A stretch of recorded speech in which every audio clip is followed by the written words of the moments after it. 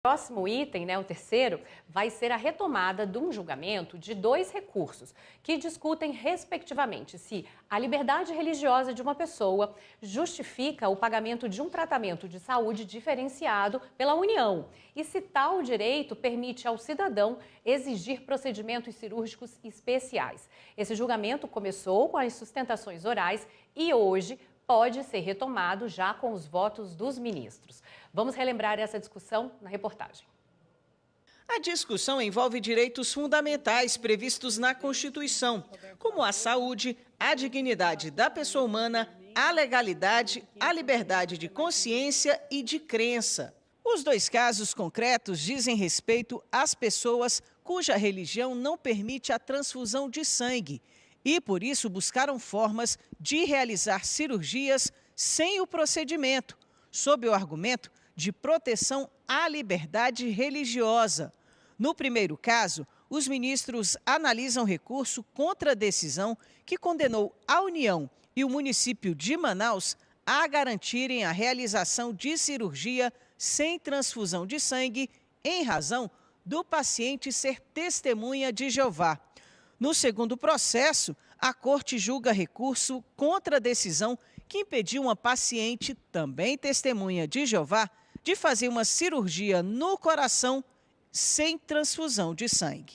Nessa primeira parte do julgamento, os ministros ouviram os argumentos das advogadas das partes dos processos. Esse Supremo Tribunal Federal tem protagonizado no estabelecimento de decisões que reforçam o valor da dignidade humana, da nossa capacidade de tomar decisões autorreferentes e no reconhecimento de que, se não for permitido exteriorizar a fé, não há espaço para a própria fé. E dentre os muitos julgados que Vossas Excelências têm estabelecido os nossos direitos humanos tão preciosos, que merecem elogios e agradecimentos, eu cito a DI 6586 e 6587, que no campo da saúde, tratando do direito à autodeterminação, Vossas Excelências estabeleceram que a intangibilidade do corpo das pessoas, somada à garantia da integridade física e moral dos cidadãos, torna qualquer medida invasiva que ameaça ou comprometa a integridade física flagrantemente inconstitucional.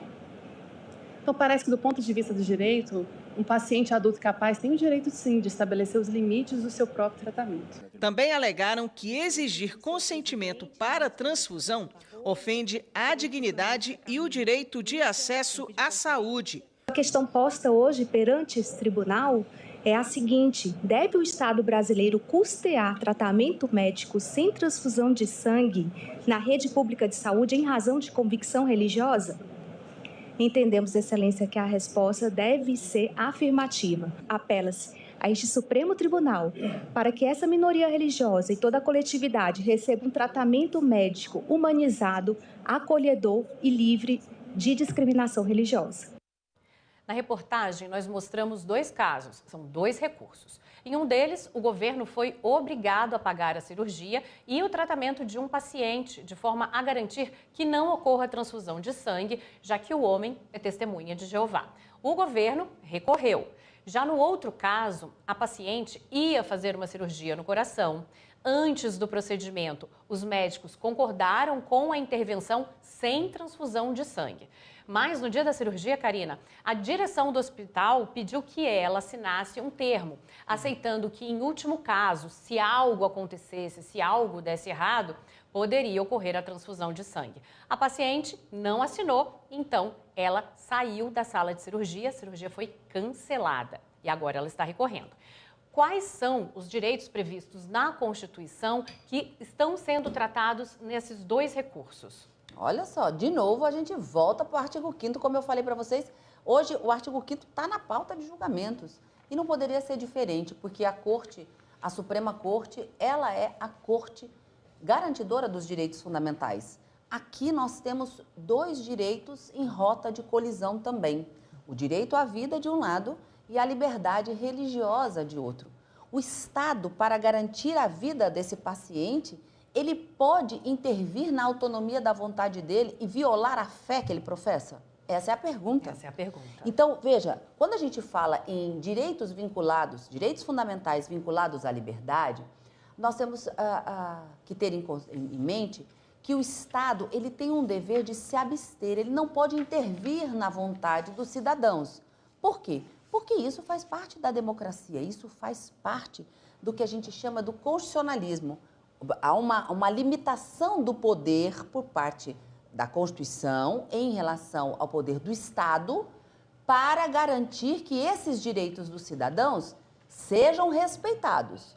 Então, veja, nós não temos no Brasil, desde a Carta Imperial, desde da época de 1824, quando nós tivemos a nossa primeira Constituição Imperial, na verdade, depois que nós tivemos a primeira Constituição Republicana, em 1891, nós já não temos uma religião oficial no Brasil. Sim. Né? Então, todo mundo fala que o Brasil é um país laico, não existe uma religião oficial, o Estado não obriga as pessoas a professar uma fé. Por quê? Porque a liberdade para crença e religião, ela é garantida na Constituição. E qualquer um tem essa liberdade. O Estado não impõe nada, mas, por outro lado, o Estado tem a obrigação de garantir o direito à vida dessas pessoas. Porque a própria Constituição garante que são invioláveis o quê? A liberdade, a segurança, a propriedade, a igualdade e a vida dessas pessoas. E de que maneira o Estado deve intervir? Nessas cirurgias, o Estado pode obrigar o paciente a fazer essa transfusão de sangue? Esse caso especificamente é de Alagoas, só para quem está em casa poder se situar. E o outro caso, que é a questão que a União foi condenada, né? Determinaram que a União, o Estado e o município pagassem, é do Amazonas. Amazonas e Manaus. Então, veja, nesses casos, o Estado tem que custear esse tratamento alternativo para que ela não seja, para que a pessoa possa fazer a cirurgia sem ter que fazer a transfusão de sangue, e aí respeitando, garantindo o direito à vida a ela, mas respeitando a liberdade de crença. E é curioso porque o Estado alega se ele pagar uma cirurgia diferenciada, ele também não está tratando todos os pacientes de forma igual. Igualitária, exatamente. Então, veja, são vários direitos que são colocados aqui. Porque para um é mais caro e para outro não, né? Porque aquele vai ter que ter fora do Estado, que nesse caso do Amazonas teria que ser fora do Estado, né? E nesse outro caso, a paciente que estava na sala de cirurgia e que foi compelida a assinar o termo para dizer que, eventualmente, se fosse necessário, ela aceitaria a transfusão e ela se recusou. Então, essa outra questão também envolvendo o direito à vida. Então, veja só, aqui, em 2 momentos, nós falamos desses direitos fundamentais. E a pergunta que se faz é, qual direito deve prevalecer? Essa é a questão colocada para os ministros poder decidir nesses 2 casos envolvendo essa religião, o Testemunho de Jeová, em que há uma regra estabelecida ou um dogma e de que eles não podem fazer essa transfusão de sangue. Eles se recusam a contaminar o seu sangue com o sangue de outras pessoas. Né? E isso vem desde uma explicação até bíblica para essa crença, mas que é uma fé que é professada e que deve ser respeitada de toda forma. Então, de que maneira haverá a ponderação de interesses e qual é o direito que vai prevalecer? Já que o direito à vida e a liberdade religiosa são direitos concorrentes, alcançam todos os seres humanos, né, dentro desses direitos fundamentais e estão entrando aqui em rota de colisão. Como vai ser decidido, a gente tem que aguardar os ministros. São 2 recursos com relatores diferentes. Um dos recursos é do presidente Luiz Roberto Barroso e o outro do ministro Gilmar Mendes. Mas são temas semelhantes. Como acontece nessa sessão, por exemplo? Dá para ter um voto junto? Tem um relatório junto? Existe isso? Pode? Com relatores diferentes?